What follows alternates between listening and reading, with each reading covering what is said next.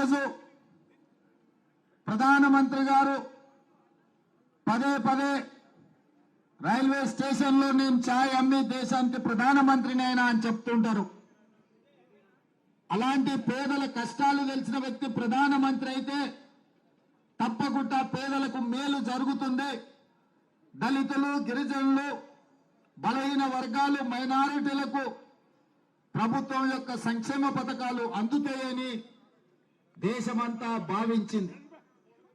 కానీ 2014లో ప్రధానమంత్రిగా నరేంద్ర మోడీ గారు బాధ్యత తీసుకున్న తరువాత ఈరోజు వెనక్కి తిరిగి చూస్తే 1947 ఆగస్టు 15 తారీఖు నుంచి దేశ స్వతంత్రం వచ్చినప్పటి నుండి 2014 వరకు దాదాపుగా 66-67 సంవత్సరాలు ఈ దేశం 55,000 కోట్ల రూపాయల అప్పులు చేస్తే నరేంద్ర మోడీ గారు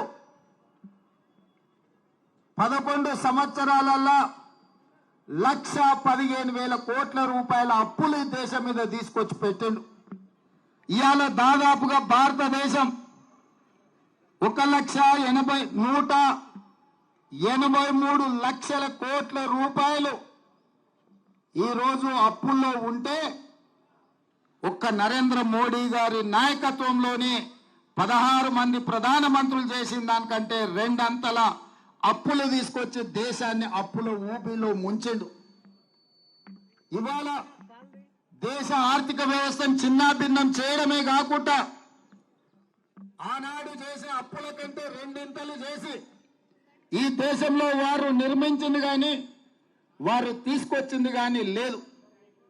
ఆనాడు పండిత్ జవహర్లాల్ నెహ్రూ గారు education and irrigation is our priority అని వారి దేశంలో ఉన్న యూనివర్సిటీలన్నిటినీ సెంట్రల్ యూనివర్సిటీ నుంచి మొదలు పెడితే ఈ దేశంలో ఉన్న పేదలు చదువుకునే అన్ని యూనివర్సిటీలను ఆనాడు పండిత్ జవహర్లాల్ నెహ్రూ గారే మొదలుపెట్టిండ్రు. అదేవిధంగా ఈ దేశంలో కరువును పారదోలాలి అంటే సాగునీటి ప్రాజెక్టులను నిర్మించాలి అని బాక్రానంగల్ నుంచి నాగార్జున సాగర్ వరకు, శ్రీశైలం నుంచి శ్రీరామ్ సాగర్ వరకు పండిత్ జవహర్లాల్ నెహ్రూ గారు సాగునీటి ప్రాజెక్టులను తీసుకొచ్చిన ఒక దార్శనిక ప్రధానమంత్రి పండిత్ జవహర్లాల్ నెహ్రూ గారు. ఆ తర్వాత శ్రీమంతులకే అందుబాటులో ఉన్న బ్యాంకులను భూస్వాముల దగ్గర, జామీందారుల దగ్గర, జాగీర్దారుల దగ్గర వేలాది లక్షలాది ఎకరాల భూములను బ్యాంకులను జాతీయకరణ చేసి పేద ప్రజలకు బ్యాంకులను అందుబాటులోకి తీసుకొచ్చి పేదలకు అప్పులు ఇచ్చే విధంగా బ్యాంకులను తీర్చిదిద్దిన నాయకురాలు ఇందిరా గాంధీ గారు. అదేవిధంగా సీలింగ్ యాక్ట్ తీసుకొచ్చి జాగీర్దారులు, జమీందారుల దగ్గర ఉన్న కోట్లాది ఎకరాల భూములను ప్రభుత్వం గుంజుకొని దళితులకు, గిరిజనులకు అసైన్మెంట్ పట్టాల పేరు మీద, పోడు భూముల పట్టాల పేరు మీద శ్రీమతి ఇందిరా గాంధీ పేదలకు భూములనిచ్చి వాళ్ళ ఆత్మగౌరవాన్ని పెంచి ఈ రోజు దేశంలో ఎస్సీ ఎస్టీల దగ్గర భూములు ఉన్నాయంటే శ్రీమతి ఇందిరాగాంధీ గారు చేసిన సాహసోపేతమైన నిర్ణయం. ఈ రోజు పేదల దగ్గర భూములు ఉన్నాయి. అదేవిధంగా మన ప్రధానమంత్రి రాజీవ్ గాంధీ గారు ఉన్నప్పుడు ఆనాడు ఇండస్ట్రియల్ రెవల్యూషన్ రావాల్సిన సందర్భంలో ఇండస్ట్రియల్ రెవల్యూషన్ రాలేదు. ఈ దేశంలో పరిశ్రమలు ఆశించిన మేరకు నెలకొల్పలేదు. ఇప్పుడు సాంకేతిక యుగం మారింది. 21వ శతాబ్దంలోకి మనం వెళ్తున్నాం కాబట్టి ఆనాడు కొంత ఇండస్ట్రియల్ విప్లవంలో వెనుకబడ్డాం. ఈ రోజు కంప్యూటర్ విప్లవం, కంప్యూటర్ రెవల్యూషన్ రావాలి దేశంలో అని చెప్పి ఈ దేశానికి కంప్యూటర్ ని పరిచయం చేసి సాంకేతిక నిపుణులనిచ్చి ఇవాళ టెలికాం వ్యవస్థను అభివృద్ధి పదం వైపు నడిపించి ఇవాళ ఈ దేశం ప్రపంచంతో పోటీ పడుతుంది. అమెరికాలో సిలికాన్ వ్యాలీ మన చేతుల్లో ఉంది అని అంటే శ్రీ రాజీవ్ గాంధీ గారు తీసుకొచ్చిన సాంకేతిక విప్లవం అన్న సంగతి ఈరోజు మనం చర్చించుకోవాలి. అదేవిధంగా స్థానిక సంస్థలలో ఈరోజు ఇక్కడనే మా మేయర్ గారు ఉన్నారు, చాలా మంది ప్రజాప్రతినిధులు ఉన్నారు. ఇక్కడ మహిళల చేతిలో అధికారం ఉన్నప్పుడే, పరిపాలన ఉన్నప్పుడే పాలన బాగుపడుతుంది, ప్రజాస్వామ్యం మనుగడ సాధిస్తుందని మహిళా రిజర్వేషన్లని దేశంలో మొట్టమొదటి స్థానిక సంస్థలలో ప్రవేశపెట్టి రాజీవ్ గాంధీ గారు పునాదులు వేసిండ్రు. కాబట్టి ఈ రోజు వారి ఆలోచన విధానం ఈ దేశంలో చట్టసభలలో కూడా మహిళా రిజర్వేషన్లు ఇవ్వడానికి పునాదులు వేసిందన్న సంగతి ఈ రోజు మనం చర్చించుకోవాలి. అదేవిధంగా పివి నరసింహారావు గారు సరళీకృత విధానాలు తీసుకొచ్చి ఆర్థికంగా ఈ దేశాన్ని బలోపేతం చేసి అభివృద్ధి పదం వైపు నడిపించడానికి ప్రపంచానికే మార్గదర్శకంగా మనకు పివి నరసింహారావు గారు నిలబడ్డారు.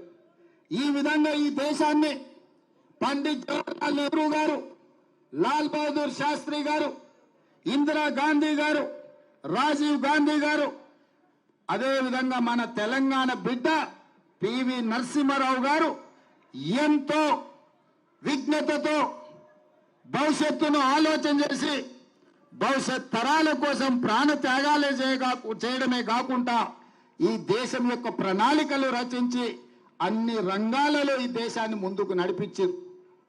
మరి 2014లో నరేంద్ర మోడీ గారు అధికారంలోకి వచ్చిండు. నేను ఇవాళ అడుగుతున్న భారతీయ జనతా పార్టీ నాయకులను, ఆనాడు గుజరాత్ నుంచి నరేంద్ర మోడీ, ఈనాడు నరేంద్ర మోడీ, అమిత్ షా గుజరాత్ నుంచి బయలుదేరితే ఆనాడు స్వతంత్రానికి స్ఫూర్తినిచ్చిన మహాత్మా గాంధీ, అదేవిధంగా సర్దార్ వల్లభాయ్ పటేల్ కూడా గుజరాత్ నుంచే వచ్చి ఈ దేశ స్వతంత్రంలో అత్యంత క్రియాశీలక పాత్ర పోషించారు. ఆనాడు స్వతంత్ర పోరాటంలో ప్రపంచంలోనే గుజరాత్కు ఒక గొప్ప గుర్తింపు గౌరవాన్ని మహాత్మా గాంధీ గారు, వల్లభాయ్ పటేల్ గారు తీసుకొస్తే 2014లో అదే గుజరాత్ నుంచి ఇవాళ నరేంద్ర మోడీ, అమిత్ షా బయలుదేరింది. ఎంత అంతరం, ఎంత వ్యత్యాసం! ఆ ఇద్దరిని చూస్తే ప్రపంచమే నమస్కరించే విధంగా ఉంది. ఈ ఇద్దరిని చూస్తే ప్రపంచాన్నే దోసుకునే వ్యక్తులుగా ఇవాళ ప్రపంచం ముందర కనిపించింది. హమ్ దో హమారే దో అని ప్రకటనలు చూసేది. నరేంద్ర మోడీ, అమిత్ షా కలిసి అదానీ, అంబానీలను ఈరోజు గుజరాత్ నుంచి తీసుకొచ్చింది. ఈరోజు గుజరాత్ నుంచి వచ్చిన ఒక నలుగురు, నరేంద్ర మోడీ గారు, అమిత్ షా గారు, అదానీ గారు, అంబానీ గారు, ఈ నలుగురు ఈ దేశాన్ని చేతబట్టి దుష్ట చతుష్టయం ఈరోజు ఈ దేశాన్ని దోసుకుంటున్నారు. దోపిడీలో భాగంగానే సెబీ చైర్పర్సన్ గారు పాల్పడ్డ తప్పిదాల మీద విచారణ చేయండి, తక్షణమే ఆవిడను తొలగించండి, ఆవిడైనా రాజీనామా చేయాలి సెబీ చైర్పర్సన్ గా, లేకపోతే కేంద్ర ప్రభుత్వమే ఆవిడను తొలగించాలి అని మన నాయకుడు రాహుల్ గాంధీ గారు, మల్లికార్జున్ ఖర్గే గారు డిమాండ్ చేశారు. ఆ పని చేయలేదు. ఆ పని చేయనప్పుడు జరిగిన అవకతవకల మీద లోక్సభ, రాజ్యసభలో జాయింట్ పార్లమెంటరీ కమిటీని వేయండి అని కాంగ్రెస్ పార్టీతో పాటు ఇండియా కూటమి డిమాండ్ చేసింది. ఈ డిమాండ్ను అమలు చేయకపోను 4 రోజుల ముందే పార్లమెంటును వాయిదా వేసుకొని ఇవాళ భారతీయ జనతా పార్టీ ప్రభుత్వం పరారైపోయింది. అందుకే ఈరోజు ప్రజల దగ్గరికి వెళ్ళి ప్రజల సంపద ఏ విధంగా లక్షలాది కోట్ల రూపాయల దోపిడీ జరిగిందో ఈడీ కార్యాలయాల ముందు ఈడీ విచారణ జరగాలి. ప్రతి రాష్ట్రంలో ఈడీ అధికారులకు మీరు రిప్రజెంటేషన్ ఇచ్చి ఈ జరిగిన వేల లక్షల కోట్ల రూపాయల దోపిడీ మీద ఈడీ విచారణ జరగాలి, మీరు వెళ్ళి నిరసన తెలపండి అని చెప్పి మన పార్టీ అధ్యక్షుడు పిలిపించాడు. ఈరోజు మనమందరం ఈడ కాంగ్రెస్ పార్టీ అధ్యక్షుడు పిలుపు మేరకు ఈడీ కార్యాలయం ముందు గంటల కొద్దీ నిరసన తెలిపి ఈరోజు దేశ ప్రజలకు మనం చెప్పదలుచుకున్నాం, ఈ జాతి సంపద పేదలకు చెందాల్సింది కేవలం 2 వ్యక్తులకు దోషపెడుతున్నారు. మరో 2 వ్యక్తులన్న సంగతి ఇవాళ ప్రపంచానికి చెప్పాలి. ప్రపంచానికి తెలవాలి అని ఈ రోజు మనం నిరసన కార్యక్రమంలో కూర్చున్నాం. ఇది అధ్యక్షుడు ఇచ్చిన పిలుపు కాబట్టి తెలంగాణ రాష్ట్రానికి ముఖ్యమంత్రి అయినా నేను కూడా మీలాక సామాన్యమైన కాంగ్రెస్ పార్టీ కార్యకర్తని కాబట్టి వేలాది మంది కార్యకర్తల మధ్యలో ఇక్కడ కూర్చొని ఈ నిరసన కార్యక్రమంలో పాల్గొనడానికి పార్టీ పిలిపిస్తే ముఖ్యమంత్రి అయినా ప్రధానమంత్రి అయినా ఎంత గొప్ప పదవిలో ఉన్నా పార్టీ పిలుపు మేరకు నిరసన కార్యక్రమాలలో పాల్గొనాల్సిందే. అధ్యక్షుడు ఆదేశం మేరకు ఇవాళ ముఖ్యమంత్రిని అయినా నేను ఇక్కడికి వచ్చి నిరసన కార్యక్రమంలో కూర్చున్నా. ఇది ప్రజా సంపద దోపిడీ. ఈ దోపిడీని అడ్డుకోవాల్సిన బాధ్యత ప్రతి కాంగ్రెస్ పార్టీ కార్యకర్త మీద ఉన్నది. అందుకే మిత్రులారా, ఇవాళ ఈ దేశం భారీ మూల్యాన్ని చెల్లిస్తుంది. ఈ దేశానికి భారతీయ జనతా పార్టీ ముప్పుగా మారింది.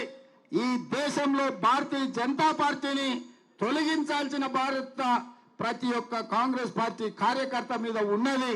అదేవిధంగా ఇవాళ అతనికంటే గనుడు ఆచంట మల్లన్న అని నిన్న మొన్న బీఆర్ఎస్ నాయకులు ఈరోజు మాట్లాడుతున్నారు. మేము మోడీ మీద కొట్లాడతామన్నారు. మరి ఆ సన్నాసులను అడుగుతున్నా, లక్షల కోట్ల రూపాయలు దోపిడీ జరిగితే ఒక్క రోజైనా మాట్లాడినరా మీరు అని. ఎందుకు ఇవాళ బీఆర్ఎస్ వాళ్ళు బీజేపీని ఎందుకు నిలదీస్తలేరు? సెబీలో జరిగిన కుంభకోణం, సెబీకి సంబంధించిన జేపీసీ విషయంలో బీఆర్ఎస్ విధానం ఏందో తెలంగాణ ప్రజలకు చెప్పాలి. మీరు బీజేపీలో విలీనమవుతున్నారంటే కాదు మేము చర్చలలోనే ఉన్నామంటారు. మీరు విలీనమవుతారో మీరు మలీనమవుతారో మాకు సంబంధం లేదు. ఇవాళ ఈ సెబీలో జరిగిన కుంభకోణం మీద కేసీఆర్ విధానం ఏందో కేసీఆర్ మాట్లాడాలి. ఇవాళ కేటీఆర్ ఎందుకు ఈ విధానాన్ని ప్రశ్నిస్తూ ఈ ట్విట్టర్ తిన్ను తన ట్విట్టర్లో పెట్టట్లేదు అని నేను అడుగుతున్నా. అక్కడికి వచ్చేది అక్కడికి రాంది. ప్రతి చిల్లర మల్లర విషయంలో స్పందించే కేటీఆర్ ట్విట్టర్లో ఎందుకు ఈరోజు ఈ దోపిడీని, ఈరోజు అదానికి అధ్వానంగా ఈ దేశాన్ని దోషపెడుతుంటే ఎందుకు ట్విట్టర్ తిల్లు ఈరోజు మాట్లాడతలేరని నేను అడుగుతున్నా. టీఆర్ఎస్ వాళ్ళకి పట్టిలేదా? ఈ దేశ సంపద దోస్తుంటే బీజేపీకి అనుకూలంగా మీరు ఉన్నారని ఇది ఒక్కటే స్పష్టమైన సాక్ష్యం కదా. నిజంగానే బీఆర్ఎస్ బీజేపీలో విలీనం కాకపోతే, బీఆర్ఎస్ చీకటి ఒప్పందంలో కాంగ్రెస్ కు వ్యతిరేకంగా కొట్లాడకపోతే ఈ జేపీసీ విషయంలో బీఆర్ఎస్ విధానం ఏందో తెలంగాణ ప్రజలకు చెప్పాలి. ఇవాళ ఆ సన్యాసులు మోడీని అమిత్ షా గారిని మెప్పించడానికి సంతోషపెట్టడానికి అంతర్జాతీయ ఎయిర్పోర్టుకున్న రాజీవ్ గాంధీ పేరు తీసేస్తామంటారు. సచివాలయం ముందర ఉన్న విగ్రహాన్ని తొలగిస్తామంటారు. నేను అడుగుతున్నా, మీ తాతలు ముత్తాతలు మీ మొత్తం జాతి వచ్చిన రాజీవ్ గాంధీ గారి విగ్రహాన్ని కూడా ముట్టుకోలేరు. మళ్ళొక్కసారి నేను చెప్పదలుచుకున్నా, రాజీవ్ గాంధీ విగ్రహం మీద చెయ్యేస్తే మీ ఈపు చింతపండు కాకపోతే నా పేరు మార్చుకుంటా అని నేను చెప్పదలుచుకున్నాను.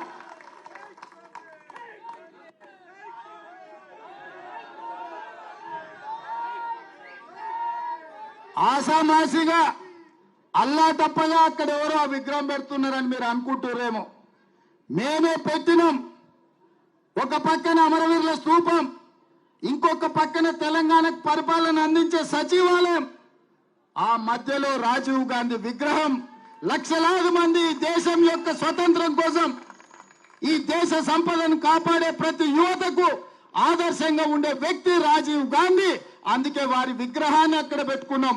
నక్లెస్ రోడ్డు మీదకి వచ్చే లక్షలాది మంది రాజీవ్ గాంధీ గారిని చూసి, వారి విగ్రహాన్ని చూసి స్ఫూర్తి పొందాలి. వారి విధానాలు తెలంగాణ రాష్ట్రానికి స్ఫూర్తినివ్వాలి. తెలంగాణ రాష్ట్రం అభివృద్ధి పదం వైపు నడపాలి అన్నది మా ఆలోచన. అటు పక్కన అంబేద్కర్ విగ్రహం, ఇటు పక్కన ఇందిరాగాంధీ గారి విగ్రహం, ఇంకొక పక్కన పివి నరసింహారావు గారి విగ్రహం. లేని విగ్రహం వల్ల రాజీవ్ గాంధీదే. అందుకే ఈ లక్షలాది మంది కాంగ్రెస్ పార్టీ కార్యకర్తల ఆలోచనలో భాగంగా మా ప్రభుత్వం, మా మంత్రివర్గం అక్కడ రాజీవ్ గాంధీ గారి విగ్రహం పెట్టినాం. ఎవడు తొలగిస్తాడో రావాలి, తారీఖు చెప్పాలి అని చెప్పి నేను చెప్పదలుచుకున్నా.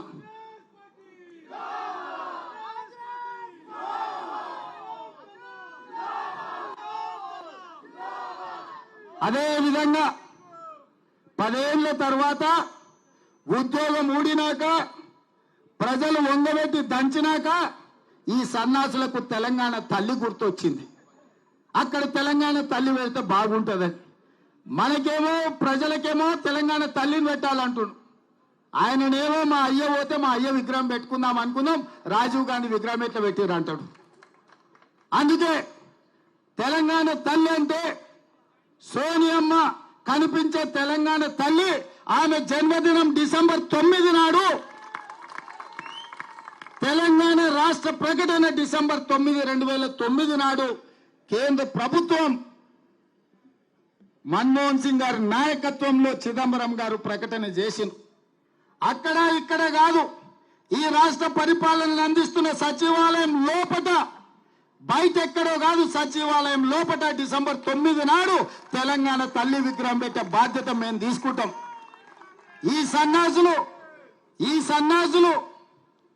10 ఏళ్ళ అధికారంలో ఉన్న తెలంగాణ తల్లి విగ్రహం పెట్టలే.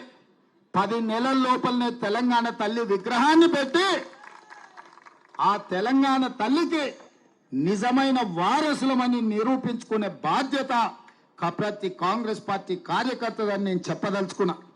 అందుకే మిత్రులారా, ఇవాళ మనం రైతు రుణమాఫీ చేస్తే రైతులను రెచ్చగొట్టాలని వాళ్ళ కార్యకర్తలు రైతుల ముసుగులో ధర్నాలు చేస్తారు. నేను ఒక్కటే మాట చెప్పదలుచుకున్నా, ఏ రైతుకు రుణం రాకపోయినా, రుణం మాఫీ కాకపోయినా, ఏ రైతుకు ఏ సమస్య ఉన్నా ప్రతి కలెక్టర్ కార్యాలయంలో అధికారులను కౌంటర్ వేసి కూర్చోబెట్టి మీ సమస్యలు అక్కడ చెప్పుకోండి, వాటిని పరిష్కరించి మీకు రుణమాఫీ చేస్తామని చెప్పినాం. ఆల్రెడీ మా ఆర్థిక మంత్రి బట్టి విక్రమార్క గారు నేను 18,000 కోట్ల రూపాయలు వ్యవసాయ శాఖ ఖాతాలో వేసినాం. అక్కడి నుంచి ప్రతి రైతుకు పంపించండి. మిగతా 12,000 కోట్ల రూపాయలు కూడా 2 లక్షల పైన ఉన్న వాళ్ళను మీరు 2 లక్షల పైన ఉన్న ఏదైతే బకాయిందో బ్యాంకు కట్టండి, మిగిలిన 2 లక్షల రూపాయలు మేము కడతామని చెప్పినాం. మా రెవెన్యూ మంత్రి గారు కూడా ఆ మాట చెప్పినారు. ఇవాళ అంటుండే శ్రీనివాస్ రెడ్డి గారు ఇంకా 12,000 మళ్ళా కడతామన్నాడని, భట్టి గారు 7,000 కోట్లే మేము ఇచ్చినామన్నారని. అన్ని తప్పుడు రాతలు, కారు కూతలు.